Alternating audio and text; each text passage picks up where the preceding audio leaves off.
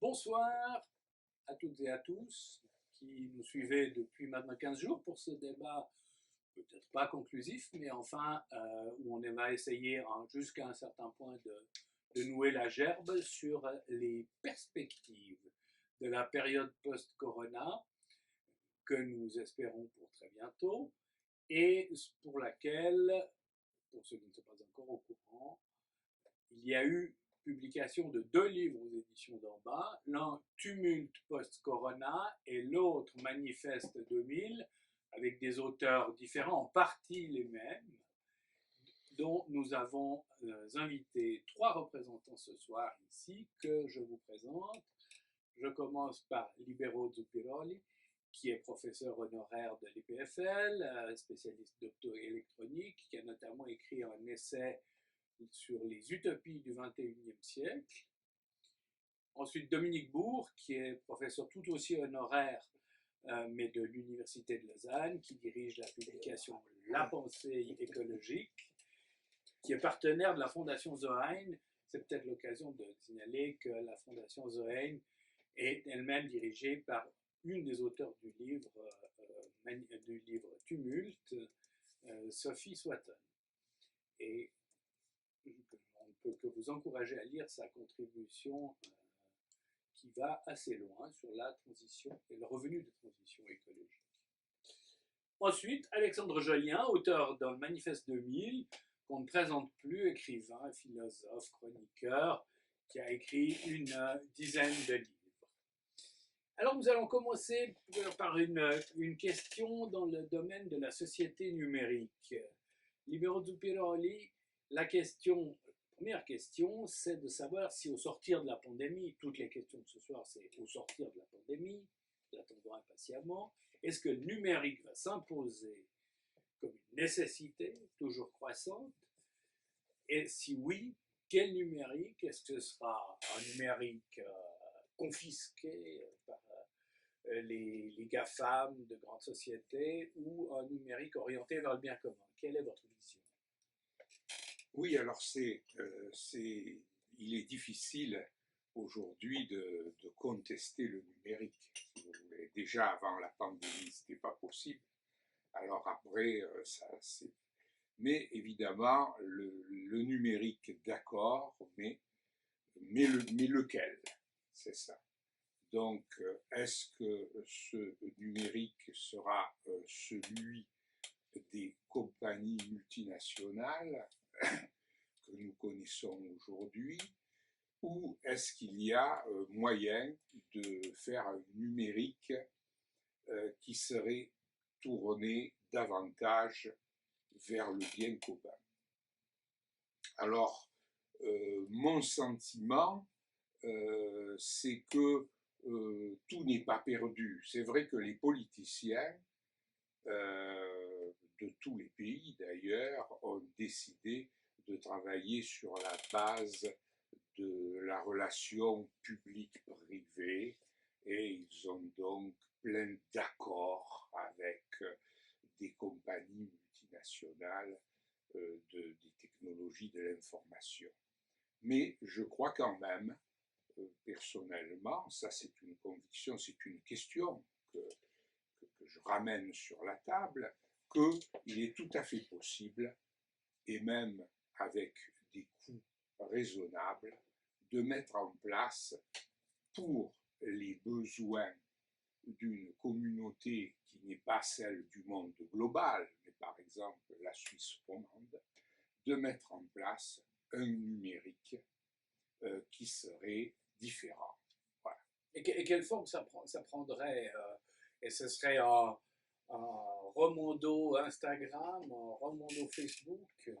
Non, ce qui est important de voir, c'est que lorsque le numérique a été créé, certaines choses ont été préservées de l'idéalisme initial du numérique. C'est-à-dire qu'il existe des logiciels libres ou open source, et ces logiciels se sont maintenus essentiellement parce qu'ils étaient utilisés utilisés aussi par les compagnies multinationales, il ne faut pas rêver. Mais ils sont là. Donc il existe tout un arsenal et il est tout à fait possible de réactiver tout ça. Il faudrait qu'il y ait une volonté de le faire, c'est-à-dire suffisamment de serveurs pour faire voyager des choses différentes que les choses commerciales, que le numérique commercial. Et je pense que certaines personnes commencent à se rendre compte de ce genre de choses. Oui, je comprends. D'ailleurs, je comprends d'autant mieux que cet appareil que j'ai devant moi est lui-même sur basé sur les logiciels libres et d'ailleurs aussi sur un matériel renouvelable, puisque c'est du matériel que l'ancien conseiller d'État vaudois, François Martalher, grand défenseur des logiciels libres, quand il était aux affaires et peut-être encore plus depuis qu'il a quitté, a essayé de développer au maximum tout à la fois des logiciels libres, c'est-à-dire indépendants de toute redevance due à Microsoft ou autre, et également du matériel récupérable avec sa compagnie Y Computing. Et c'est vrai que on a vu que pendant la crise, cette compagnie avait vraiment connu un développement assez réjouissant. C'est un signe, je pense, mais encore un petit signe. Alors même que le tribunal fédéral suisse, la gendarmerie nationale française sont depuis très longtemps sur les logiciels libres. C'est très regrettable que ça ne prenne pas un essor plus grand. Dominique Bourg, dans le domaine de l'éducation, est-ce que, justement, on peut se poser la question notamment de l'éducation au numérique pour faire le lien avec le sujet privilégié aujourd'hui par Libéraux Populaires. Est-ce que c'est pas là qu'on va avoir les gros enjeux? Notamment, est-ce qu'on redécouvre pas que cette banale classe d'école ou cette volée universitaire forme des lieux et crée des liens guère remplaçables et dont on a vu à quel point ils étaient palliés pauvrement par les échanges virtuels? Je crois que même c'est une épreuve assez intéressante, c'est-à-dire que moi je ne suis pas sûr qu'il y ait une vogue complètement géniale de Zoom, etc. après, parce que ça va tellement rappeler une période infernale que je pense qu'on va peut-être vouloir vraiment trouver d'autres choses que ce genre de médias. Maintenant, simplement, plus sur le fond, sur la question de l'éducation, on voit qu'on a un problème énorme, c'est-à-dire que la part de la jeunesse qui est sensibilisée à nos questions de transition, questions écologiques, climatiques, etc., c'est la part la mieux formée. Et c'est très clair. Quand on descend en termes de formation, on voit très bien que les implications, que les connaissances, que la volonté de changer les choses diminuent très très très fortement. Et donc on a une forme de scission dans la jeunesse qui est assez étonnante. Si on voit par exemple quelque chose qui maintenant débouche internationalement, le mouvement pour le réveil écologique en France, qui est partie des grandes écoles et qui a essaimé essentiellement dans les grandes écoles, peine vraiment à élargir. Et quand on voit les manifestations pour le climat, on y verra rarement, par exemple, des jeunes issus de l'apprentissage, etc. Alors, l'explication, elle n'est pas si simple que ça à donner. On peut imaginer que lorsqu'on est en gymnase, par définition, on a un intérêt pour l'école qui fait qu'on va plus recevoir de façon positive le message que l'école peut vous envoyer. Et je pense qu'elle a pas mal fait son travail. Je parle des gymnases là et de l'école, des écoles secondaires. Je pense qu'elles ont pas mal fait leur travail en termes de sensibilisation sur ces questions. Et c'est vrai de manière générale en Europe. Et peut-être que lorsque, disons, on est plus fâché avec l'école, on veut plutôt aller du côté de l'apprentissage, on aura moins tendance à donner l'autorité à la parole du corps enseignant.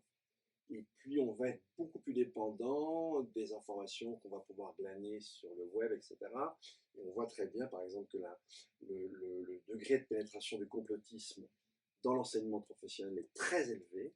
Il est au contraire beaucoup plus faible dans l'enseignement secondaire et très peu existant dans l'enseignement supérieur. Mais je ferai aussi la différence entre, alors j'espère que ce ne sera pas trop marqué par mon expérience personnelle, qui comme vous le savez est assez aiguë sur le sujet, mais je ferai quand même une assez grande différence entre l'université et puis l'enseignement secondaire. J'ai vraiment l'impression que dans l'enseignement secondaire, on a pas mal de gens qui sont assez engagés dans la société.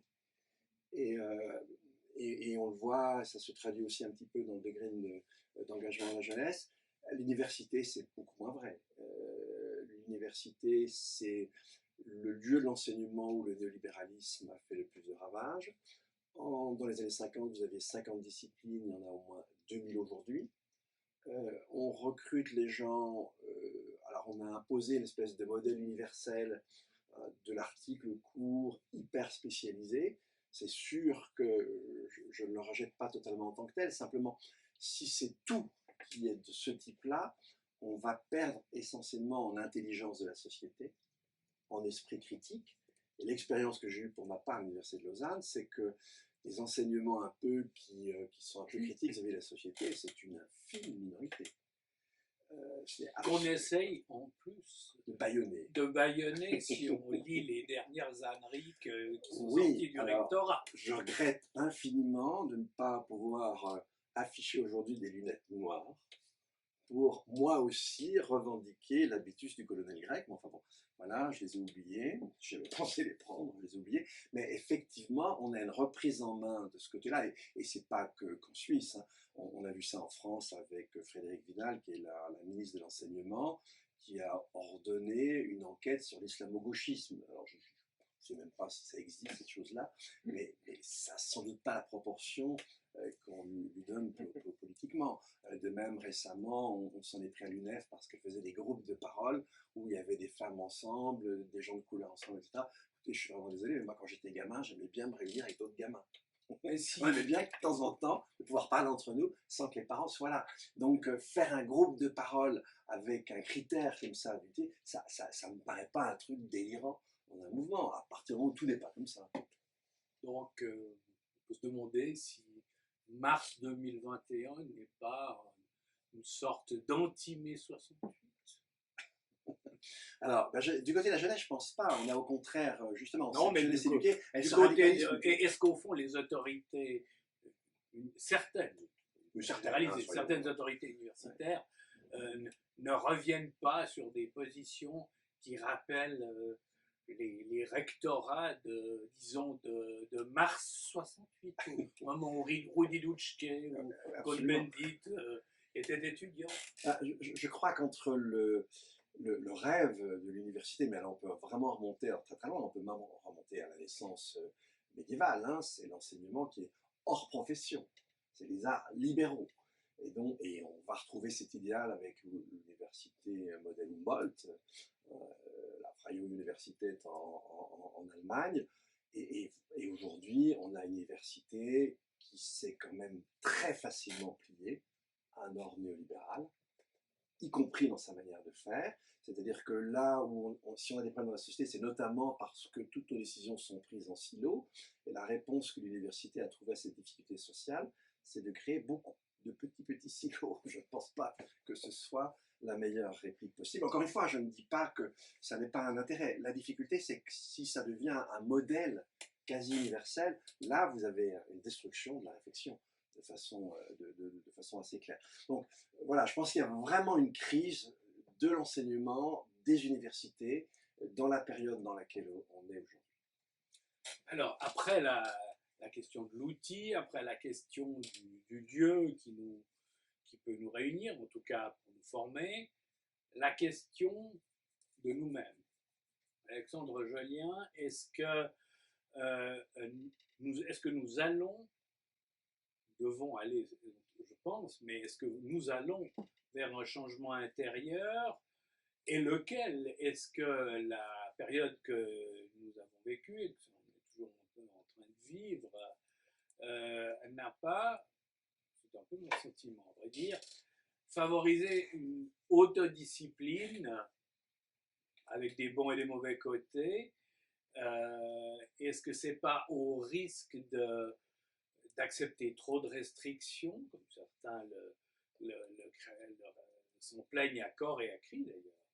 Est-ce que ça n'illustre pas cette parole que Dürrenmatt avait prononcée et qui avait fait scandale dans son discours pour Václav Havel vers 1990, selon laquelle la Suisse est une prison dont tous nous sommes à la fois les prisonniers et les geôliers. Bon, formule assez provocatrice qui avait amené à ce que les conseillers fédéraux présents refusent de lui serrer la main à la fin du discours. Comment est-ce que vous voyez ça, Alexandre Joyet? Oui, heureusement, j'espère qu'on est plus libre qu'à l'époque de Dürrenmatt, encore que quand je vous écoutais sur le néolibéralisme, ce qui me fait peur aussi, c'est la montée de l'individualisme. Vous avez parlé du bien commun, et je trouve que c'est vraiment des notions à revisiter parce que la question aujourd'hui, c'est vraiment qu'est-ce qui fait groupe. Marx, après Leibniz, il parlait déjà des monades. Et il me semble que face au Covid, il y a eu des revendications personnelles légitimes, l'accès à la santé, l'accès à l'éducation. Ce qui manque, à mon avis, c'est à nous de passer du jeu au nous. Et le projet de société qui pourrait s'ouvrir, c'est d'aller au-delà de l'atomisation. J'étais frappé de voir combien l'individualisme règne en maître et ça devient le tout du monde. Il y a quelqu'un qui me disait récemment que le confinement lui a appris qu'il était encore plus malheureux à la maison qu'au boulot. Et je pense que c'est une question de l'intériorité. Pascal, il dit la phrase rabattu tout le malheur des hommes bien qu'on ne sait pas demeurer dans une chambre seule. Là, toute une société était confinée derrière un ordinateur seul. Et le défi, c'est de retrouver du lien, de sortir de l'individualisme qui, pour moi, c'est pire que le Covid, parce que l'individualisme, en tant qu'atomisation, en tant que moi d'abord, c'était Trump qui disait America First, mais en nous, il y a toujours une partie moi d'abord. Ça, il n'y a pas encore de vaccin. Ouais. Mais est-ce qu'il n'y a pas quand même des raisons aussi de tirer quelques aspects positifs? Je parlais de l'autodiscipline. Bah, bien sûr qu'elle nous protège, nous, mais au fond, par exemple, la jeunesse, qui est sensiblement moins à risque que les gens plus âgés, comme à part vous, nous sommes tous autour de cette caméra.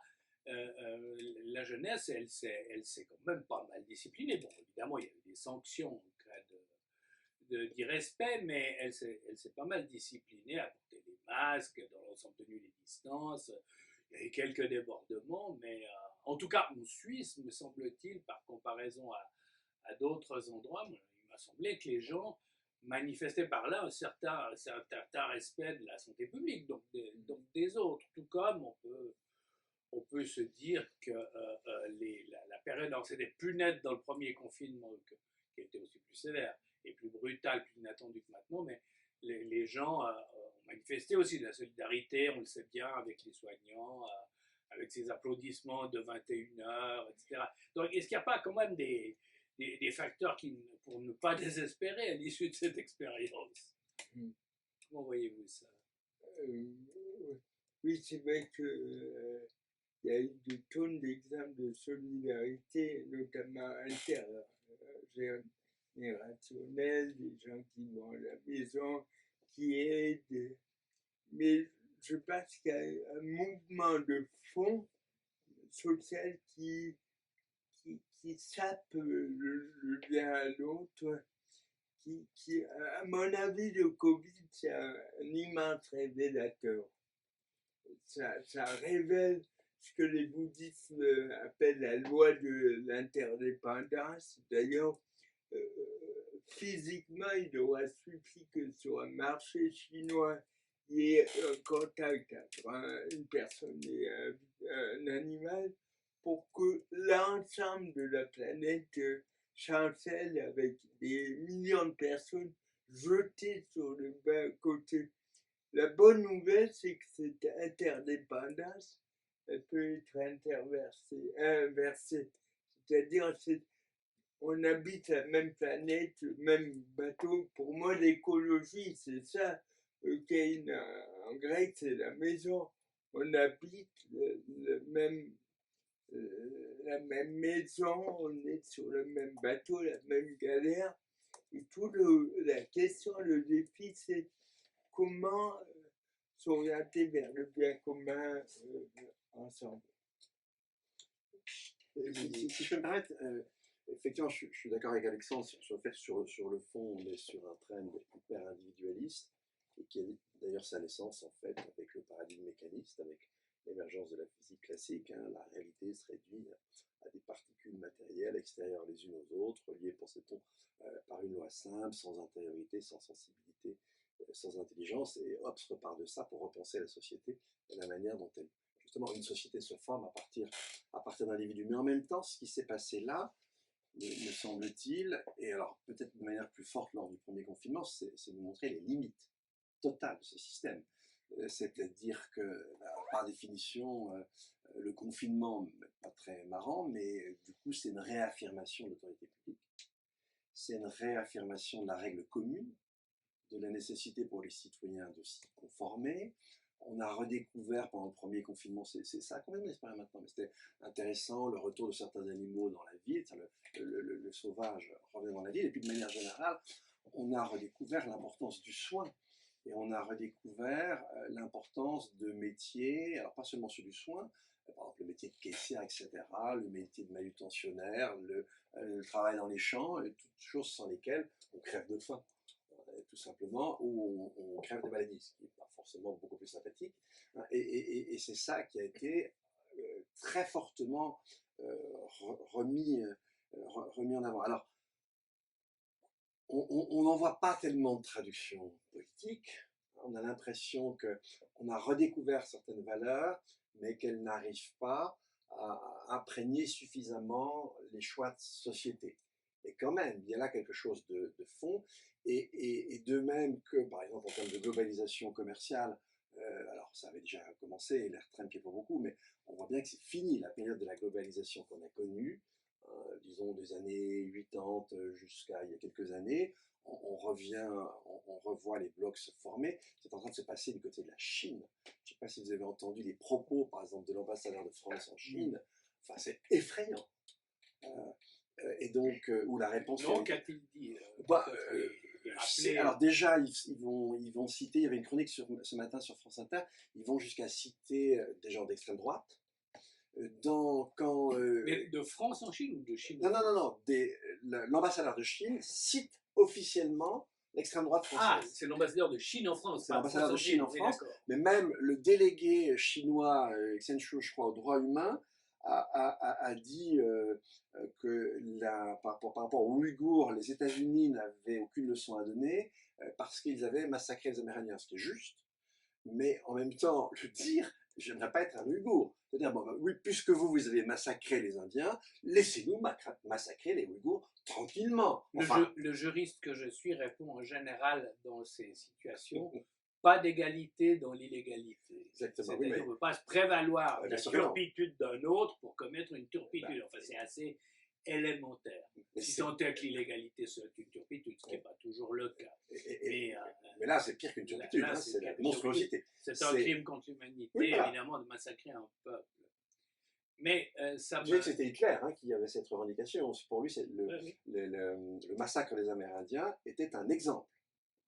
Donc tu as aujourd'hui un pays qui est en train de massacrer un peuple et qui dit froidement sur la scène internationale, oui, c'est pour nous un exemple. C'est ça. Et d'autres choses comme ça. Donc on voit bien que dans ces conditions-là, et on le voit avec la Russie, on le voit avec Erdogan, etc., on a semble-t-il, quand même une espèce de rupture. On est passé autre chose. Donc on voit revenir par la maladie, on voit revenir par l'affrontement entre les blocs, à des degrés différents, l'importance du politique et le fait qu'avant d'être un individu, j'appartiens à une communauté. C'est-à-dire que si je n'appartiens pas à une communauté, on ne me soignera pas. Et je suis ressortissant de nouveau. On me nourrira pas. On me nourrira pas parce qu'on n'est plus capable de cultiver dans notre potager de quoi survivre, sauf si on est un véritable ascète. Libero Zuccherelli, je suis sûr que ça va vous faire réagir parce que je sais que, notamment à travers la question des réseaux sociaux, ces questions internationales vous titillent. Oui, oui, tout à fait. Et je crois qu'il faut faire attention, à mon avis, de dénoncer le mal du côté de la Chine et de la Russie. Et nous sommes dans le camp du bien. C'est vite fait. C'est pas ce que je voulais dire. Voilà. Les forces du mal, disait George Bush. Voilà, les forces du mal, parce que si justement, quand on regarde le mal qui a été fait par l'OTAN dans ces 20 dernières années au Moyen-Orient, en Afghanistan, en Libye, partout, nous en sommes à 1 million de morts, ou peut-être un demi-million, je n'ai pas trouvé de chiffre sérieux, mais on est dans ces ordres-là. Nous n'avons rien à apprendre à la Chine. Nous n'avons rien à apprendre à la Chine parce que, nous, par exemple, moi je suis français et la guerre d'Algérie n'est pas bien loin. Et le colonialisme n'est pas bien loin. D'autant plus que le gouvernement chinois a derrière lui toute sa population, y compris, et le gouvernement russe, c'est la même chose. Voilà. Donc, de plus, les méthodes mises en place par les Chinois, les méthodes de surveillance totale, sont celles qui nous pendent au nez, précisément à cause du numérique. Et nous allons bientôt acheter l'intelligence artificielle chinoise qui est de loin la meilleure aujourd'hui. Enfin, la meilleure au sens technique, pas au sens éthique. Ah, oui, au sens technique, tout à fait. Mais si vous voulez, on peut en faire beaucoup de choses de cette intelligence artificielle, mais évidemment, on peut l'utiliser pour mettre en place le monde de la surveillance totale. Et ça, c'est une question. Que faire? Est-ce qu'il faut résister contre le monde de la surveillance totale ou pas? Et comment? La question est plutôt comment, hein? Voilà. Il y a quand même eu, à travers la crise sanitaire, une espèce de résistance sourde, semble-t-il. Il y a d'autres raisons pour lesquelles ça n'a pas fonctionné, mais une résistance sourde à la surveillance lorsque ces applications sur la proximité qu'on pouvait avoir de telles personnes affectées n'ont, semble-t-il, pas très bien marché. Au début, ça avait l'air assez anodin, et puis, pour des raisons qui sont peut-être encore à analyser, on a vu que non, Swiss Covid, je crois que ça s'appelait, qui était pourtant annoncé comme très respectueux, on ne garde pas les données pendant plus de temps, on vous avertit, mais on ne sait pas et qui a été identifié ni comme vecteur, ni comme étant à proximité.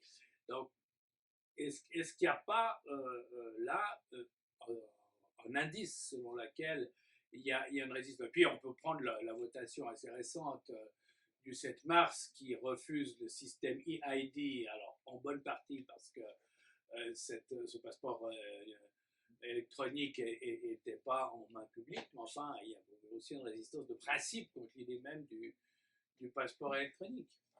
Oui, Allez-y, Oui, il y a un frémissement, mais le, euh, la question, c'est la question de l'assistance, c'est-à-dire que le numérique se présente comme un moyen d'assistance dans tous les actes de la vie. Bientôt, nous allons avoir, nous l'attendons avec impatience, notre assistant personnel qui rendra notre vie plus facile et qui pourra même nous consoler de nos misères parce qu'il nous connaîtra mieux que nous-mêmes. À première vue, il n'ira pas aux toilettes à notre place. Voilà, ça c'est vrai. Mais donc, dans la mesure où on accepte cette assistance, alors forcément, on accepte la surveillance, même sans s'en rendre compte. Ça, je pense, oui, que c'est assez bien de mettre les choses en regard. Hein. On a tendance à accepter, une part, on va être un peu fort, mais d'asservissement en contrepartie du service qui nous est rendu. J'ai presque envie de dire, je parle aux philosophes là, que ça fait penser à la dialectique du maître et de l'esclave, où finalement l'esclave devient le maître de son maître, en quelque sorte. Mais Dominique Bourg... Oui, non, moi je voulais revenir sur l'histoire Chine, etc. Ok, l'Occident, c'est franchement pas génial, on est d'accord, mais on ne peut pas comparer même la guerre d'Algérie avec aujourd'hui le massacre des Ouïghours. Et très important de quand même maintenir les nuances. Évidemment, il n'y a pas un camp du bien, un camp du mal, ça, on a tous compris. Vous savez, il y a des traditions qui sont très différentes. Il n'y a absolument aucune tradition démocratique en Chine. On a l'idée d'un pouvoir qui est un pouvoir impérial. Toute petite au début du XXe siècle, si je peux me permettre. Ouais, ça n'a pas duré très longtemps. Hein. Ça n'a pas duré longtemps. Et alors qu'en Occident, au fur et à mesure, je pourrais presque dire des millénaires, on a réfléchi, on a construit des instruments de contrôle du pouvoir. Et on a une toute autre tradition. Et alors, on parlait d'individualisme tout à l'heure, mais il y a aussi un côté positif, il n'y a pas que des côtés négatifs. Il y a vraiment un habitus de la liberté, me semble-t-il, qui est très ancré. Alors, ça ne veut pas dire qu'il n'y a pas beaucoup de gens qui ne sont pas prêts à énoncer. Moi, cette histoire du numérique, ça me fait très très peur parce qu'effectivement, pour des raisons commerciales, on risque de proposer aux gens des assistances qui vont faire qu'il y a tout un tas d'activités ordinaires pour lesquelles on va leur proposer des substitutions mécaniques. Mais je suis désolé, une intelligence élaborée, elle s'exerce dans des activités ordinaires. Donc, si nos activités ordinaires sont prises en charge de façon automatique, on risque de devenir, enfin pour la plupart d'entre nous, on risque de devenir de véritables neuneux. Et qu'il y a vraiment un danger d'affaiblissement de l'esprit par une assistance qui serait trop importante. Et on a vu, bon, il suffit de dire, pour moi, c'est une de mes marottes aujourd'hui, mais quand on voit tout le discours un peu idiot dont on nous a rebattu les oreilles il y a une quarantaine d'années sur la libération des médias, etc. Qu'est-ce qu'on voit aujourd'hui? En fait, quand on avait des grands médias, évidemment, ça permettait de contrôler l'information, mais cela dit, quand vous vous exprimiez pour tout le monde, que vous le vouliez ou non, vous étiez obligé de tenir un discours relativement pondéré. Aujourd'hui, quand on a une fragmentation telle qu'on la connaît du paysage de l'information, et quand on a énormément d'institutions commerciales, donc de niches commerciales, c'est rigoureusement l'inverse. C'est-à-dire que pour garder vos chalands, vous devez au contraire avoir un discours de plus en plus atypique, de plus en plus fermé, de plus en plus extrême. Si Fox News embauche un journaliste de CBS ou de CNN, il va être viré avant un mois parce qu'il aura fait perdre d'une façon complètement folle l'audience. Et il y a même une course à chaud. Et on voit aujourd'hui les délires complotistes qui prennent une importance sur un plan statistique qu'on n'avait jamais connu. Mais donc, ça, est-ce que faire attention, pour moi, un des dangers du numérique, c'est notre affaiblissement critique et l'affaiblissement de notre intelligence, parce que c'est trop lié à une logique commerciale d'un côté, et parce qu'une logique d'assistanat nous empêche d'exercer de façon beaucoup plus continue nos facultés mentales.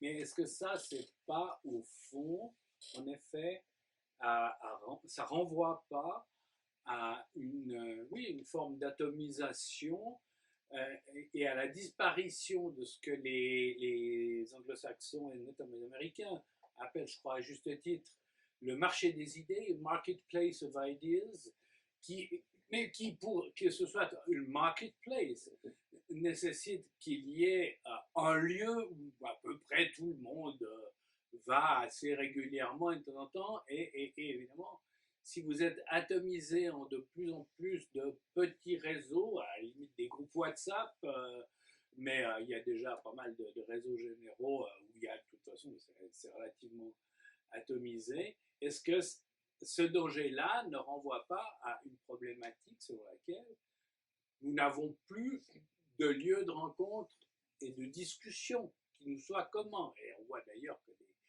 la presse écrite souffre énormément pour des raisons liées également à des problèmes de publicité, mais probablement même que les médias électroniques, les télévisions sont en train de subir une érosion comparable. Et ça, je pense que ça renvoie peut-être aussi à une forme d'individualisme. Est-ce qu'on ne ressent plus la nécessité de parler aux autres, Alexandre Jolien? Bien, comment le ressentez-vous, vous qui, à travers vos livres, essayez de vous adresser à de nombreux livres, de vous adresser quand même au public en général? Est-ce que vous avez l'impression de toucher le public ou bien seulement une frange, là aussi, très sectorielle? Mais le printemps va arriver, je crois il y a des mesures barrières, mais réhabiliter le forum, ou comme tu dis, sortir des niches, parce qu'aujourd'hui on fait une recherche,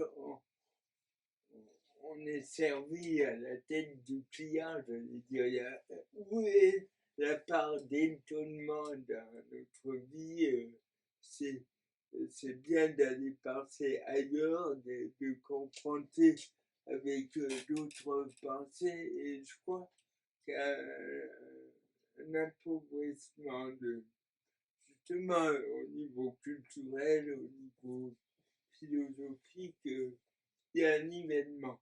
Et quand on dit nivellement, ça dit Roland de droite, extrême droite, alors que c'est le contraire. À mon avis, la rébellion, c'est contre cette société qui a des écrasants standards, même pour les gens hyper normaux. C'est comme aujourd'hui la norme, dès qu'on a un kilo de trop, oui, c'est quoi le statut de la singularité dans une société qui est uniformisante? Et déjà Tocqueville avait bien vu ça. À la fois, on réclame une égalité, mais cette égalité, si elle est mal vécue, elle nous condamne à regarder le voisin, à se comparer, et aller dans l'envie, la jalousie, la satisfaction. Et Facebook est là, pardon, mais c'est vrai, est là pour nous bouffer du temps qui n'est pas dédié à l'autre, à l'intériorité, à l'épanouissement. Ouais. Mais ça, justement, on peut pirater Facebook pour lancer des messages plus solidaires. Ah oui, ça c'est une vieille technique de retourner les armes qui sont contre le verre est dans le fruit. Voilà, et nous complaisons dans le rôle du verre. Mais je passe la parole à Libero Zuccheroli qui veut réaliser. Oui, je voulais dire qu'une façon peut-être de dire la même chose, c'est que pour se sortir de nos situations difficiles, on doit faire confiance principalement aux marges. La vérité se trouve dans les marges, c'est-à-dire dans toutes ces personnes qui ont, soit parce qu'ils sont dans la détresse, dans la misère, et ça leur donne donc une vraie raison de voir la réalité comme elle se trouve, mais aussi les artistes, les gens qui essaient de mettre en place une autre sensibilité. Or, il y a une chose très importante, c'est que notre monde est en train de devenir très statistique. Et l'intelligence artificielle, c'est précisément un outil statistique extrêmement puissant qui détecte immédiatement tout ce qui s'écarte de la norme. Donc, c'est forcément, disons, l'outil de la surveillance totale. Et de l'uniformisation au détriment de la C'est ça, diversité. du conformisme. C'est ça. Conformisme. Voilà, alors, bon, mais le conformisme, c'est aussi rassurant, le conformisme. C'est aussi un édredon confortable. C'est aussi, pour reprendre un thème qui était fort bien développé le lundi 22 mars dans l'émission Tribu de la première de la radio Suisse romande, c'est aussi un peu la mort de la nuance. Et évidemment, le conformisme est ennemi de la nuance, et tout autant que de la diversité. Ça c'est assez problématique, parce que si on ne peut plus nuancer les choses, alors je dirais que l'intelligence artificielle contribue à la bêtise naturelle, me semble-t-il. Donc ça c'est quelque chose contre quoi on doit être alerté, cette incapacité à faire des distinctions un tout petit peu subtiles, enfin sans tomber forcément dans des distinguos indiscernables ou presque, mais j'ai envie de dire que c'est un danger qui personnellement me frappe beaucoup. Maintenant, je voudrais, numéro du Pélorali, puisque vous avez pris la parole, je voudrais revenir sur sur un autre aspect de la société numérique, un aspect plus prosaïque, plus matériel, si on veut, mais extrêmement important. Elle est extrêmement gourmande de ressources. On évoque en particulier le fait que le Bitcoin, actuellement, enfin, le minage du Bitcoin, comme on dit, cette crypto-monnaie, utiliserait, je n'ai pas vérifié, mais autant de ressources qu'un pays de la taille de la Suisse. Et on entendait aussi à la radio aujourd'hui, je crois, quelqu'un qui dit oui, mais on peut faire des crypto-monnaies beaucoup moins gourmandes. Bien sûr, c'est un système de résolution d'équations, on peut arriver à trouver quelque chose de plus modéré. Mais enfin, de manière générale, le numérique est en train de prendre une importance particulièrement énergivore, me semble-t-il, au moment où on essaye de se battre pour sauvegarder le climat et devenir un peu économe en énergie. Quelle est votre vision de ce problème-là? Ah oui, ça c'est un problème auquel je me suis intéressé, et disons, les études les plus récentes que j'ai vues dans ce domaine, y compris d'ailleurs des études chinoises, montrent que, qu'on pourrait bien, en 2030, se trouver dans la situation où la moitié de l'électricité serait utilisée pour faire fonctionner le numérique. Parce que viennent se raccorder des tas de choses comme l'Internet des objets, etc., l'éducation personnalisée, la médecine personnalisée. Déjà les visioconférences qui mangent 3 à 4 fois plus d'énergie sur un ordinateur portable qu'une utilisation ordinaire. Voilà, les vidéoconférences, etc. Mais bon, je pense que les compagnies pensent que en 2030, eh bien, les gens accepteront de dépenser la moitié de l'énergie électrique pour le numérique, et on verra pour le reste, quoi.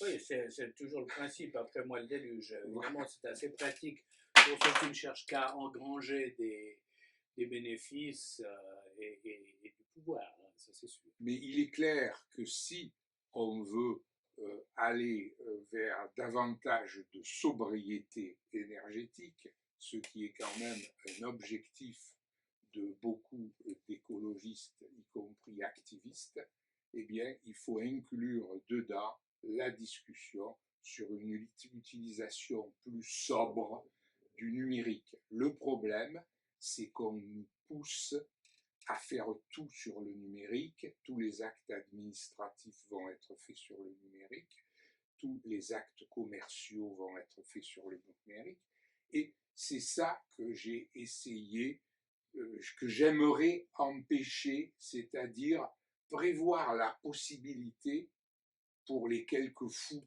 qui ont envie de fonctionner autrement, de pouvoir faire autrement que ça. On a d'ailleurs, pendant la crise sanitaire, beaucoup mis en avant le fait que les gens se déplaçaient moins et tout, mais évidemment, si leurs courses leur sont livrées par des paquets qui comportent des quantités déjà d'emballage, non seulement carton, mais plastique, et pas besoin d'insister lourdement sur la pollution des mers par les microplastiques, c'est peut-être pas une réussite extraordinaire. Alors il faudrait évidemment faire des bilans écologiques soignés, peut-être qu'ils existent, moi je ne les connais pas, mais c'est peut-être pas l'alpha et l'oméga de remplacer tous les transports, tous les déplacements, surtout ceux qu'on peut faire à pied ou à vélo, par des outils numériques, que ce soit des visioconférences, des commandes par Internet, je ne sais. Ça me paraît être une évidence. Dominique Bourg, vous qui avez travaillé depuis nombre d'années sur l'évolution de notre société, est-ce que vous avez examiné cette balance qu'on peut faire entre, disons, le déplacement et la commande à distance? Il y a beaucoup d'études qui existent, mais je prendrai un exemple, c'est celui du livre, mais j'y reviendrai après. Moi, j'avais comme chiffre qu'aujourd'hui, on était à 4% des émissions de gaz à effet de serre liées au numérique, avec un taux de croissance de 9%. Et la 5G, parce qu'en fait, c'est pas là, c'est les 5G, puisqu'il y a différentes fréquences possibles, ça risque de booster complètement ça et d'arriver à une surcroissance. Maintenant, en même temps, l'Agence internationale de l'énergie nous dit qu'on devrait, dans la décennie, connaître des tensions. Moi, je trouve qu'on est dans une société qui est complètement folle. Je vais prendre un exemple, et je reviendrai au livre après. L'histoire sur Mars.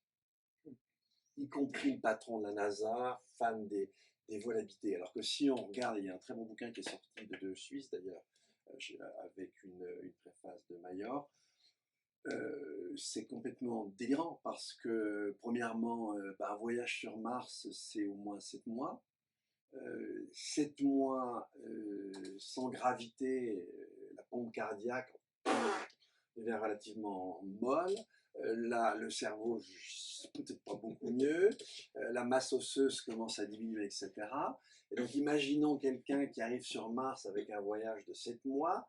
Il doit, pour éviter les rayonnements, enfourcher une combinaison de 30 kilos. Il va falloir qu'il attende plusieurs mois. Puis après, il pourra même pas. Surtout s'il n'a plus de muscles. Il n'y a plus rien. Et puis, il n'a rien sur place pour pouvoir faire mieux. Donc, ça va être assez difficile. Imaginons qu'il sorte. Il sort, avec sa combinaison, il peut sortir un petit peu, il va être protégé du rayonnement, mais il faut qu'assez vite il se terre, si j'ose dire, qu'il se marcise sous sol martien pour se protéger des rayonnements. Maintenant, on peut être toujours aussi lumineux que le patron de Tesla, etc., et de croire qu'on va terraformer Mars. Je vous rappelle que quand même la terraformation de la Terre, ça a duré plusieurs milliards d'années. Donc il faut être un peu patient. Et puis, compte tenu de la gravité et de la masse de Mars, on n'arrivera jamais à y faire une atmosphère comparable à l'atmosphère terrestre parce que la gravité n'est pas suffisante pour qu'elle ne se barre pas dans l'espace.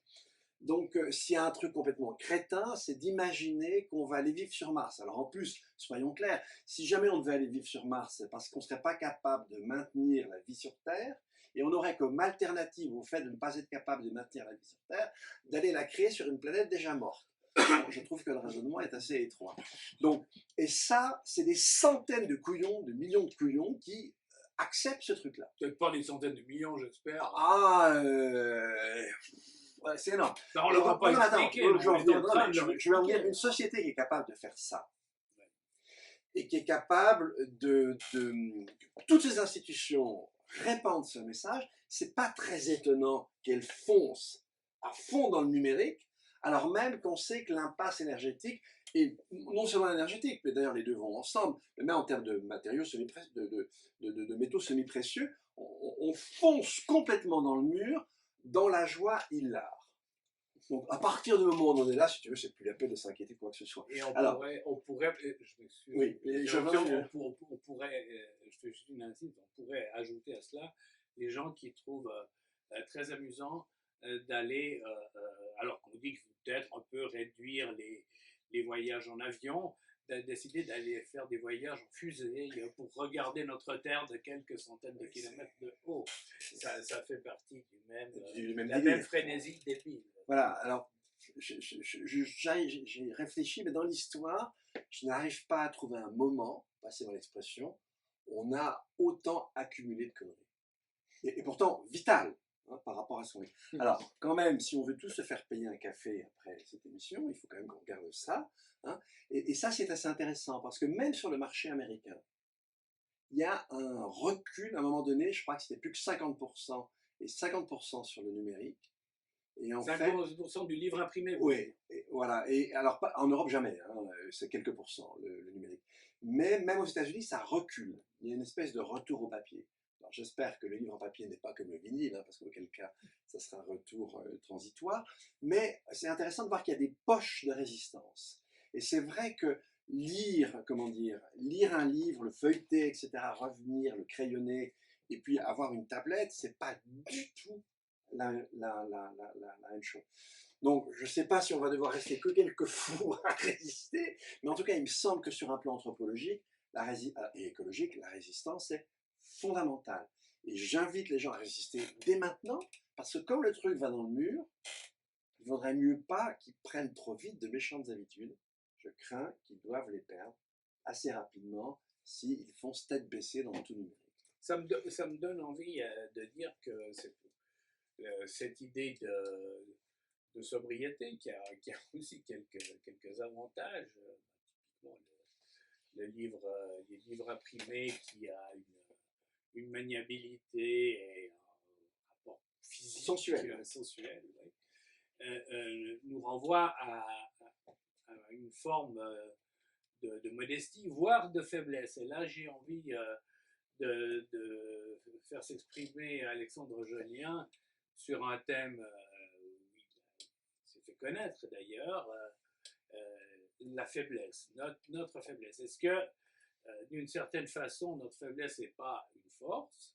Ne faut-il pas, pour reprendre un de vos titres, en faire l'éloge, tout comme jusqu'à un certain point de la fragilité de notre corps et de notre esprit? Est-ce que on n'a pas découvert qu'on devait à tout le moins vivre avec ça dans cette période de crise sanitaire et que c'était finalement peut-être pas toujours le pire? Bien sûr, quand on est touché gravement, oui, mais quand on n'est pas touché et qu'on doit se contenter de la pauvre petite personne que nous sommes sans tous les outils. Oui, et le Covid a révélé le tragique de l'existence, c'est le fait qu'on peut claquer du jour au lendemain, le fait qu'il y a des maladies, et il me semble que certaines personnes, ben, tant mieux, ils ont la possibilité d'oublier ça. Et quand je vous ai écouté, je me disais, on considère trop la démocratie comme quelque chose d'acquis, clé en main. C'est un dispositif extérieur qu'on consomme justement. L'individualisme, on est amené à consommer de la démocratie dans une pure extériorité, comme au McDo, c'est un self-service. La démocratie, je prends, je consomme mon plat et je me barre.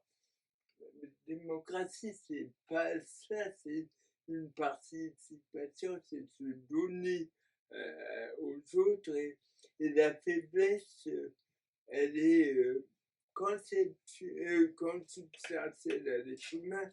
Nietzsche dit que l'homme n'est pas une cause assouvie, c'est-à-dire on ne peut pas s'auto-créer soi-même Et c'est ça que révèle peut-être les crises, c'est l'interdépendance, la solidarité. Ce qui nous rend solides, c'est le rapport aux autres, le lien aux autres.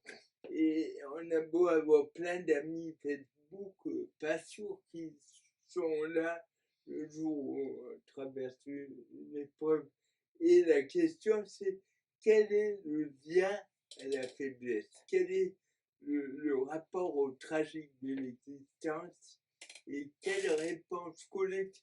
Parce que tous ceux qui crachaient sur l'État, moi le premier, on était content que l'État soit là à la fin du mois. Parce que quand il n'y a plus personne, on revisite le lien à l'État qu'avant on pouvait considérer comme arbitraire, comme autoritaire. Là, à la fin du mois, l'État est là. Et oui, quelles sont les solidarités face à la faiblesse, face à la précarité? Pas tellement. Libero Zuccheroni. En tant que scientifique des sciences dures, est-ce que votre rapport à la certitude a été modifié par cette crise sanitaire où on a découvert, en tout cas dans une science qui n'est pas une science dure, mais plutôt un art, la médecine, à quel point, il faut le dire, et je le dis avec beaucoup de respect pour ceux qui pratiquent cette discipline difficile, à quel point les gens ont pataugé. Ah oui, oui, alors moi personnellement, oui, je me suis beaucoup interrogé. Je pense que cette interrogation rejoint celle d'autres personnes. Bon, je savais déjà, par ailleurs, préliminaire, que la science telle qu'elle baigne les universités aujourd'hui pose problème. C'est-à-dire que les universités, je dirais, en suivant un peu ce que disait Dominique Bourg, l'esprit demande là à être décolonisé.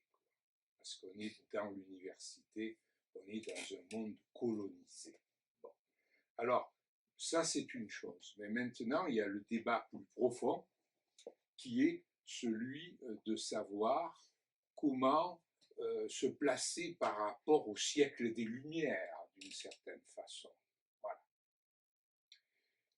Et bon, moi, je me suis beaucoup intéressé à cette question en pensant plutôt, non pas en termes mécanistes, comme les gens qui veulent aller sur Mars et qui savent calculer une trajectoire, mais en tant que scientifique, je dirais en termes thermodynamiques. C'est-à-dire que nous avons affaire à une grande collection de choses. La nature fonctionne en brassant du désordre. Nous avons une grande collection de points de vue. Ici, nous arrivons avec des points de vue qui sont très différents au départ. Et puis, quand nous parlons, on voit que ces choses-là se rapprochent. Peu importe où est la vérité là-dedans. Ce qui compte, c'est le bouquet, en quelque sorte, de ces points de vue. Le bouquet. Un bouquet printanier ou même estival. Voilà. Et ça, je crois que du point de vue scientifique, beaucoup de gens devraient y réfléchir parce que la science, malheureusement, est devenue un instrument de pouvoir. Voilà, moi je raisonne au nom de la science, donc vous devez fermer votre gueule.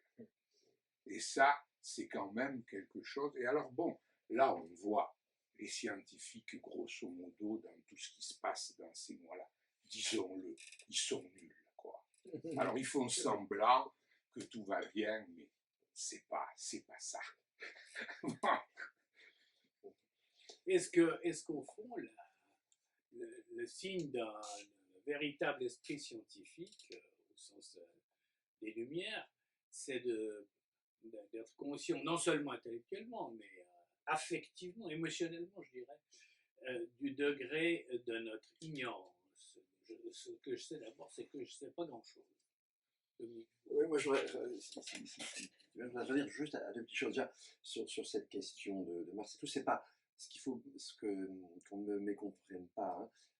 Je ne m'en prends pas à une forme de conquête spatiale, parce que cette conquête spatiale était avant tout une conquête cognitive. Ça a permis de faire ce qu'on appelle, de construire une planétologie comparée.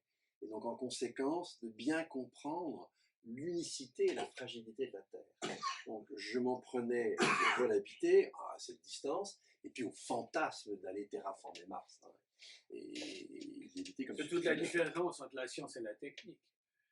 Oui, justement, savoir totalement. parce qu'on a besoin de savoir. Bon, d'accord, on envoie 3 bonshommes sur la Lune en 1969 et donc les quelques années qui ont suivi, puis après on arrête parce qu'on a vu ce qu'on avait à voir pour l'essentiel. Mais c'est évidemment pas la même chose que de dire on va aller habiter sur la Lune ou sur je ne sais quelle planète. Oui, et là c'est même moche, c'est-à-dire qu'on est passé d'une conquête spatiale où le côté cognitif était évident à une conquête spatiale qui devient commerciale et technique. Et purement technique, ça c'est gênant. De même, petite nuance, et après je reprends sur la question d'incertitude, de même, attention sur la Chine, je ne méconnais pas, non, je connais, c'est une sacrée tradition, mais la tradition, la richesse de cette civilisation. Mais il suffit simplement de regarder ce qui s'est passé entre Jintao et Xi Jinping. On voit bien là qu'on a une dérive politique, et cette dérive politique, on ne peut pas s'en servir pour, disons, amoindrir l'importance de cette culture. Il faut bien distinguer les deux. Hein. C'est plus important. Maintenant, bon, c'est comme quand on essaye de dire que, parce qu'on critique sur tout autre pays, mais parce qu'on critique M. Netanyahou. Oui, on dit antisémite pour autant, c'est ridicule. Bien sûr que non. Ça n'a rien à voir. Voilà. On peut être, je tiens à le redire, c'est important. Hein. Respectueux de tous les sémites, d'ailleurs, pas seulement les Hébreux, et détester la politique de M. Netanyahou. Alors, moi, je voudrais simplement, sur la question des sciences, faire remarquer le paradoxe suivant. C'est-à-dire que, effectivement, si on regarde aujourd'hui les modalités de production du savoir, heureusement pas entièrement, mais on va insister sur les partenariats publics-privés, on s'aperçoit que la part de R&D des entreprises devient extrêmement importante, et les États ont tendance à surtout financer une recherche finalisée, techniquement et commercialement derrière. Bon, et en même temps, on a une véritable révolution dans le savoir. Enfin, si on regarde toute la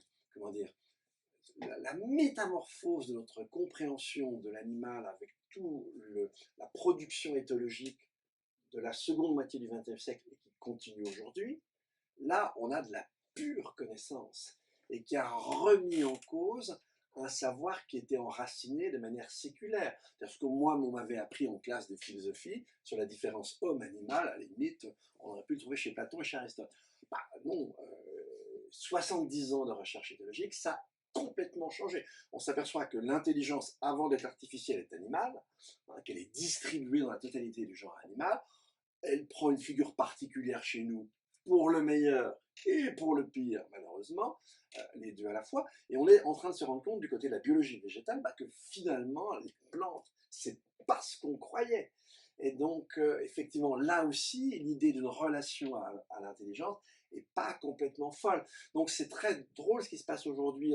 D'un côté, on continue à avoir une avancée des connaissances, et en même temps, on a le mainstream d'une société qui pourrait tout cadenasser autour des débouchés techniques et des débouchés commerciaux. Mais on a bien les deux. Et on a les deux dans notre chère communauté scientifique. Et d'où j'ai peut-être été un peu sévère tout à l'heure, hein, mais il y a un peu de passion de mon côté, mais il y a aussi ça qu'il faut avoir en tête. Voilà. Juste pour nuancer mes propos en tête. Oui, il faut que je nuance aussi. Nuançons ensemble. Bah oui, on va tous nuancer. C'est-à-dire que effectivement, on n'arrête pas la créativité humaine, quel que soit le système. Même dans l'Union soviétique, il y a eu énormément de créativité artistique, scientifique aussi. Bon. Donc, on ne tue pas la créativité humaine. Et évidemment, il y a encore beaucoup de gens qui travaillent très bien et beaucoup d'avancées. Mais on parle surtout d'autre chose, de ce qui fait le pouvoir. Voilà, Et exactement. c'est là où se trouve. Il Ça, ce qui faudrait est- que les scientifiques soient prêts à abandonner leur ego surdimensionné. Ça va être difficile pour tout le monde. Mais, alors, répondez maintenant à ma question. Peut-être, Alexandre Jolien, je peux vous poser la question assez directement. Quel est votre rapport à la certitude ou à l'incertitude? Je me souviens que en fin d'automne 2007, l'Université de Lausanne avait organisé un colloque dont le titre est tout un programme Vivre ensemble dans C'était l'incertitude. joli d'ailleurs. Et ça avait été très, très riche. J'ai participé d'ailleurs à cette table ronde qui a été organisée par la fondation du 450e anniversaire de l'Université de Lausanne, à une époque peut-être où elle ne cherchait pas trop à bâillonner, ou peut-être elle cherchait plutôt à aller vers la société. Non, je suis un peu sévère, là. L'Université de Lausanne ne fait pas de bâillonner, mais j'aime à brocarder. Alors, Alexandre Jolien, quel rapport? Est-ce que on a tendance maintenant à mieux accepter l'incertain, ou bien est-ce qu'on en a de plus en plus peur? Est-ce qu'on est capable de le vivre ensemble, comme le disait le titre de ce colloque? J'ai rencontré récemment un écrivain qui s'appelle Jean-Pierre Bourriot, qui est aveugle. Il m'a demandé de l'aide pour monter les escaliers, donc c'était un combat un peu particulier. Et je lui ai posé la question, comment tu vis, en sachant que tout est imprévisible, parce qu'il m'a dit qu'un jour il voulait aller aux toilettes, il est atterri dans les cuisines d'un restaurant. Et puis il m'a dit, face à l'incertitude, il y a vraiment deux grandes réactions. Il y a la peur, l'anticipation, la projection, ou bien il y a l'émerveillement. Et c'était très profond. Il disait, quand on a renoncé à la maîtrise, à la saisie, tout peut devenir émerveillement. Et ces paroles émanaient de quelqu'un qui se cogne contre les murs, au figuré comme au propre. Et j'ai trouvé un bel enseignement face à l'incertitude. Une société qui veut tout passer dans l'assurantiel. Et là, on voit que même les scientifiques, les prédictions, les PT peuvent se rhabiller, j'allais dire. Et qu'est-ce qui nous reste de l'émerveillement face au mystère de la vie qui continue, qui va explorer? Est-ce qu'on se donne les moyens de rester émerveillé et de promouvoir la dignité de chaque être humain dans une société qui est technique, qui veut protocoler beaucoup de choses? Alors effectivement, ça faut espérer, mais je ne sais pas si on peut avoir une réponse, qu'on sortira de cette crise avec un peu plus de modestie, un peu moins de foi du charbonnier dans la technique et même dans la science, encore une conscience de nos limites, qui sans nous conduisent pas forcément du tout d'ailleurs à l'inaction, au dégoût, à l'inertie, mais quand même à arrêter de peut-être de tomber dans la frénésie basée sur une foi excessive, et peut-être à retrouver, ça j'y avais pas pensé, à retrouver la capacité d'émerveillement. Effectivement, ça c'était pendant le premier confinement très très frappant, les gens qui découvraient que on pouvait écouter les petits oiseaux et se promener en ville sans rencontrer des voitures, même en plein jour. Et on a tendance à croire aujourd'hui que la vérité est du côté du cynisme, du côté désabusé. Mais l'émerveillement, pour moi, c'est pas une sorte d'attitude béate, exaltée.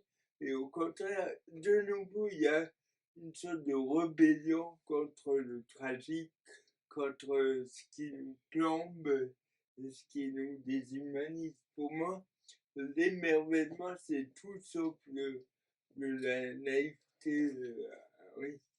Non, non, bien sûr. C'est la découverte qu'il y a des choses qui sont merveilleuses et qu'on avait oubliées. Et c'est pas naïf, c'est au contraire, je pense, c'est une façon d'ouvrir les yeux de manière bien plus lucide que justement en faisant une confiance aveugle, c'est le mot, aux sciences et techniques. Je vais demander peut-être à nos organisateurs si à l'issue de cette semaine, est-ce qu'il y a des questions auxquelles nous devrions répondre qui seraient venues des téléspectateurs. Merci. Ah, une question sur la ZAD. Pour ceux qui ne savent pas, ZAD, ça veut dire zone à défendre. Est-ce que c'est un laboratoire de perspective pour demain? Est-ce que c'est même un objet d'émerveillement? Alors, puisque cette zone à défendre, alors la plus connue est en France, elle était et elle est toujours d'ailleurs en France, à Notre-Dame-des-Landes, un endroit où est supposé se construire un aéroport qui est aujourd'hui abandonné, mais où les zadistes, ceux qui ont créé cette zone à défendre, non contents d'avoir réussi à obtenir l'abandon du projet d'aéroport, essayent de développer un autre mode de vie plus communautaire. Et puis on a évidemment un parallèle chez nous à faire avec la zone à défendre, la ZAD du Mormont, colline largement entamée par l'exploitation cimentière du groupe Lafarge-Holcim, qui est à la veille probablement de devoir être évacuée par les forces de l'ordre, ou à la veille ou quelques jours avant. Et donc la question est intéressante. Est-ce que c'est un laboratoire de perspective pour demain? Alors, je vais déjà renvoyer la question à Dominique Bourg, puisqu'il s'est engagé pour un soutien à ce que faisaient les zadistes, mais sous cet angle de laboratoire. Oui, complètement. C'est un laboratoire de mode de vie et d'organisation de microgroupes. C'est-à-dire qu'en fait, d'une part, évidemment, prenons la ZAD du Mormont en plein hiver, il faut quand même avoir le courage. Parle un petit peu plus fort. Oui, la ZAD du Mormont en plein hiver, il faut quand même avoir le courage d'y être. C'est partie de la jeunesse qui a compris que le monde dans lequel on est allait vraiment à la catastrophe et en tire des conséquences directes, personnelles, fortes, sur deux plans, je le répète. L'un, c'est effectivement essayer des modes de vie avec une empreinte plus légère, et puis d'autre part, c'est aussi un laboratoire démocratique, d'organisation d'un groupe, d'échange de la parole, de construction d'arguments, de stratégies défensives communes. Donc pour moi, les ZAD sont des lieux de créativité extrêmement importants, mais je n'ai de loin pas toutes visitées, mais celle qui m'avait le plus marqué, c'était en Alsace, c'était celle qui s'opposait au contournement routier qui est fait maintenant de Strasbourg. Et là où j'étais, c'était un petit village, c'était la Pasteur qui avait initié les choses. Et il protestait parce que, si vous voulez, le contournement qui n'avait absolument aucun intérêt, qui était une absurdité écologique, mais détruisait un paysage magnifique. Je l'ai vu avant, pendant et après. Et je me souviens, quand je me suis rendu une fois là, ce que une fois, les dames me dire ça, les dames d'un certain âge, c'est monsieur, notre grand souci, c'est comment on va fêter Noël à nos zadistes. Donc là, on était dans un cas très très particulier d'osmose entre la totalité de la population du village, c'était pas avec les ponts, je vous le dis tout de suite, la totalité de la population du village, et puis ils n'étaient pas très nombreux, les quelques zadistes. Bon. Et alors notre indépendance, vous savez que ça a été par certains côtés très tendu, il y a eu des tensions internes, il y a par exemple des véganes qui ont libéré les vaches d'un agriculteur bio. C'est pas tout à fait ce qu'il y a de mieux à faire. Donc voilà, c'est des laboratoires de vie humaine, et donc moi je les défends à fond. Et franchement, je préfère tous les zadistes de la Terre à Elon Musk, qui me prétend qu'on va aller s'installer sur Mars. Je pense qu'il y a infiniment plus d'intelligence et d'inventivité chez nos amis les artistes. En tout cas, il semble que c'est plus prometteur de vivre dans une ZAD, même quand il fait très froid, que d'aller vivre sur Mars. On risque moins de mourir. Je Mais pense je ne aussi. sais pas, libéraux de Bielorali, si vous connaissez le cas des ZAD, est-ce que ça peut avoir aussi un petit côté, je dirais, à l'ancienne. Ça nous rappelle le bon vieux temps de notre jeunesse et du Larzac, ou bien où on allait s'occuper de moutons dans le Morvan, ce qui était d'ailleurs tout à fait honorable, mais enfin ça n'a pas fait changer le monde. Oui, ah si, ça a fait changer le monde, puisque vous parlez encore du Larzac aujourd'hui. Oui, mais je suis en cas.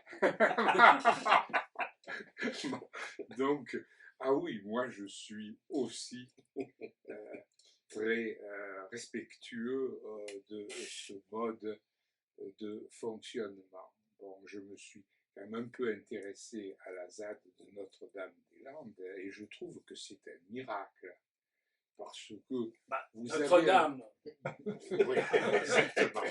Parce que vous avez un projet d'aéroport qui est débile, comme nous le voyons aujourd'hui, et mais qui est défendu par tout ce qu'il y a de bien dans la région et partout. Et vous voyez que ces gens-là, à force quand même de vivre ensemble, parce que plutôt que de demander des subventions, toujours des subventions pour améliorer ceci ou cela, ces gens-là ne demandent rien. Ils demandent juste d'utiliser un bout de terrain qui ne sert à rien et de s'organiser tout seul là-dedans. Bon, c'est quand même assez merveilleux, quoi. Et donc, moi, je souhaite vraiment que ces ZAD se multiplient. Vous allez effrayer quelques personnes de ma connaissance. Oui, parce que oui, je trouve que c'est vraiment important. Ça pose la question de la désobéissance civile. Bien sûr. C'est ça comme moyen résiduel. Je crois que c'est Camus qui disait « résister, c'est faire avec le peu qui reste ». Donc, et venant du voilà. rédacteur en chef et créateur de la revue Combat. Donc, je crois, voilà, donc là, ces gens-là, bon, en plus, cette fois-ci, en Suisse, ils se sont attaqués à une des industries les plus polluantes. Bon, je crois, vous me direz si j'ai raison, je crois que c'est 5% des émissions de CO2. Je ne saurais pas vous dire si c'est 5%, donc ce que je peux vous dire, c'est l'industrie la plus polluante derrière la production thermique d'électricité. À un moment donné, celle-là, c'était 40% des gaz à effet de serre mondiaux. Le ciment, c'est juste derrière. Donc, je ne saurais pas dire à quel pourcentage, mais c'est la deuxième. Et vous, Alexandre Jolien, quel est votre regard sur la ZAD ou les ZAD? Justement, c'est quoi la démocratie? C'est d'abord le droit de chacun d'exister et d'avoir un mode de vie respectueux de ses valeurs. Et justement, il faut encore davantage encourager le collectif pour qu'il y ait un mouvement. C'est un peu ce que je pourrais dire des Gilets jaunes. Ça n'a pas duré longtemps parce que c'était atomisé, il me semble. Et parce que peut-être aussi, ça a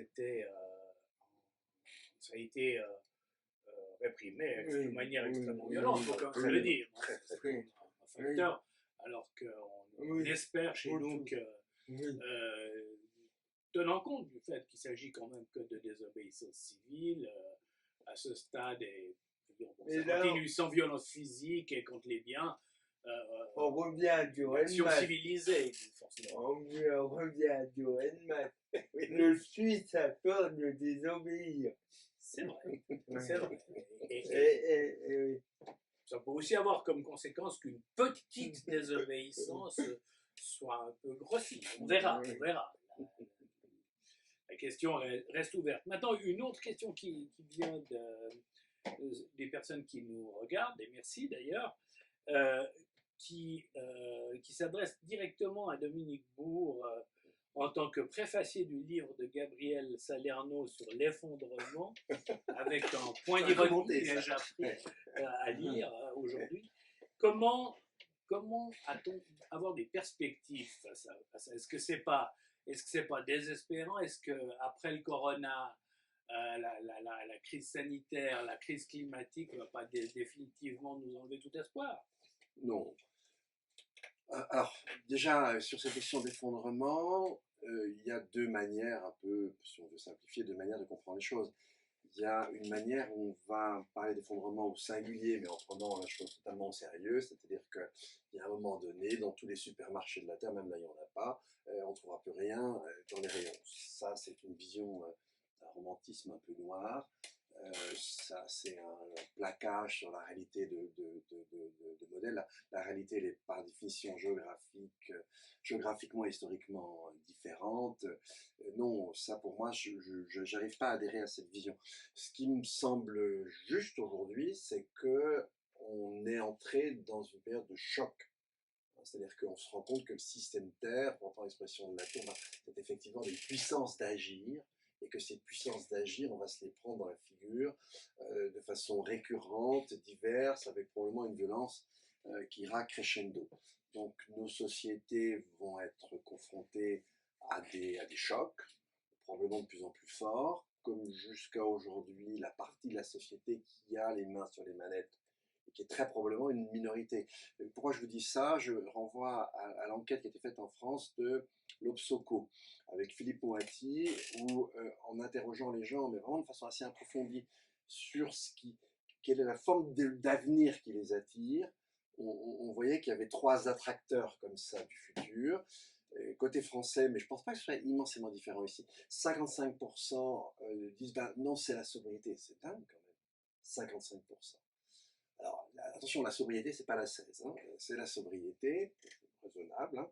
Et puis, 29%. Oui, par exemple, on peut dire aux gens de nous regarder quand même sur YouTube, ceux qui ont pas pu nous regarder en direct, de préférence en noir et blanc, mais c'est encore modéré et sensé, voilà. On est encore dans le cadre de la sobriété. Je suis pas sûr. Là, en fait, le problème, c'est que nous autres individus, c'était très bien calculé par le bureau d'études français, la Carbone 4, en faisant des efforts, on arrive à réduire de 25% notre empreinte écologique, en étant complètement fanatique et en déorganisant tout son entourage, on va arriver à 40%, il reste quand même 60%.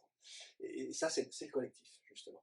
Donc, fermons la parenthèse. Mais du coup, 55% sobriété, 29% sécurité. Avant la Covid, 16% technolibéraux. Alors, les technolibéraux, on va rester très respectueux de la scène politique suisse, on va prendre un exemple français. Disons, ça va, il y a de quoi faire à côté, ça va de Macron à Laurent Alexandre. C'est qui Laurent Alexandre? C'est un cinglé. Cinglé transhumaniste, etc. Un fou, vraiment. C'est un mélange d'hyper-techno et d'extrême droite, mais alors vraiment béton. Voilà. Et donc, c'est le cas de dire, après la oui, c'est un hommage à nos amis zadistes. Et donc, on a... c'est après la première crise Covid, c'était plus 14%. Donc je pense qu'en fait, on est conduit par paresse, par inertie, par lâcheté, vers une direction vis-à-vis de laquelle, en fait, on n'est pas vraiment consentant, si j'ose dire. Et donc, et c'est ça qui est assez dramatique je sais que c'est un peu comme si nous tous, on n'avait pas le courage suffisant d'aller jusqu'au bout, dans notre butin de vote, dans notre détermination, dans nos conduites, etc. On se laisse tirer vers un truc dont on sait qu'il est, en fait, relativement morbide. Alors, je ne sais plus du tout. Oui, mais alors, est-ce qu'il y a, je reviens à la question, est-ce qu'il y a quand même un espoir? Ah voilà. Donc, oui, il y a un espoir. Parce que moi, je suis persuadé qu'il y a un espoir. Je vous parlais tout à l'heure de ces savoirs nouveaux.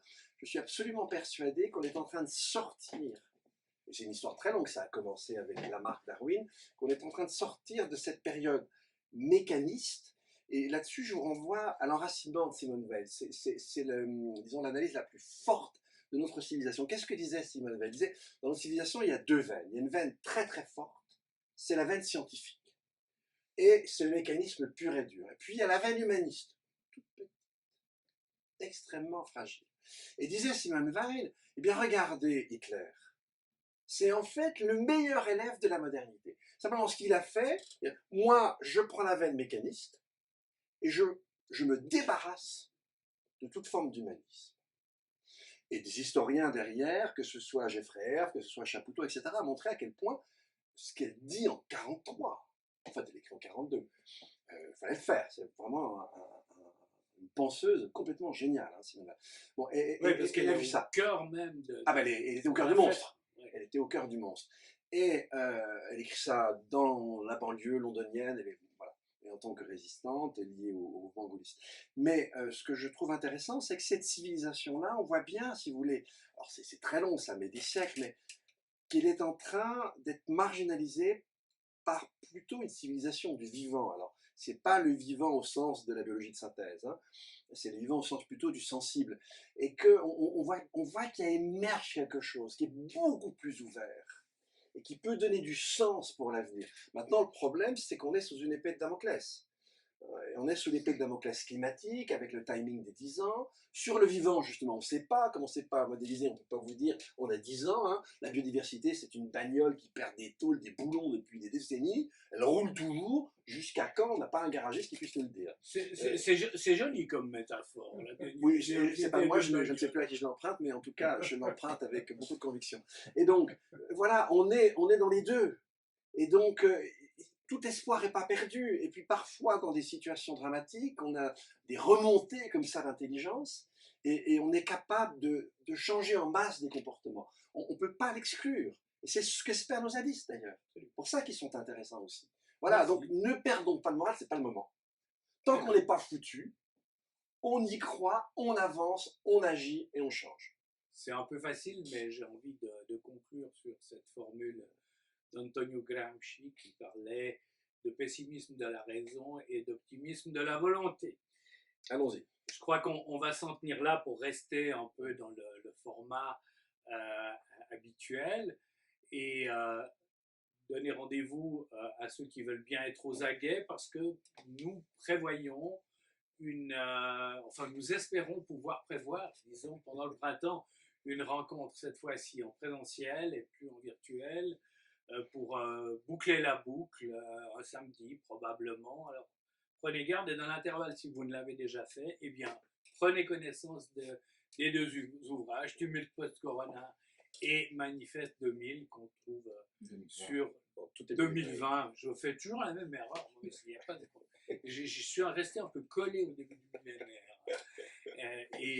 Et donc, ça c'est de la lecture papier. Il n'y a pas de livre électronique pour l'instant. Non. Alors, on est rassuré. Merci de nous avoir suivis, d'avoir suivi cette quinzaine. Regardez les débats que vous auriez manqué et qui seront bientôt tous sur YouTube avec modération. Merci.